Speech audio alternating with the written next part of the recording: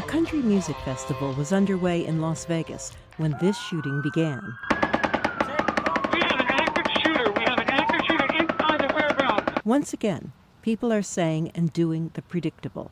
Flags fly at half-staff. The president addresses the nation. My fellow Americans, we are joined together today in sadness, shock, and grief. The shooter's brother reacted in shock. There's not even anything I can say. Studies, including those by the FBI, show mass killings have tripled in the past few years. In the U.S., firearms are the preferred weapons.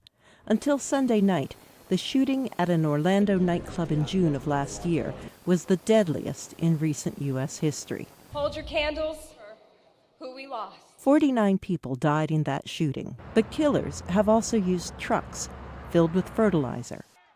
And in 2001 in New York, airplanes. There have been enough mass killings that psychologists were able to put together a profile of these murderers. We find that these individuals typically have more in common than they do in terms of differences. In an interview after an earlier mass shooting, forensic psychologist Reed Malloy said these killers have a history of psychiatric problems. They're mostly men. They have rocky, intimate relationships, and the killings are a quest for status. Even if these killers claim to act on behalf of some cause, Malloy says they don't. Oftentimes, the pathway to violence begins with a personal grievance, and that grievance is typically has three components to it. One is there's some kind of loss.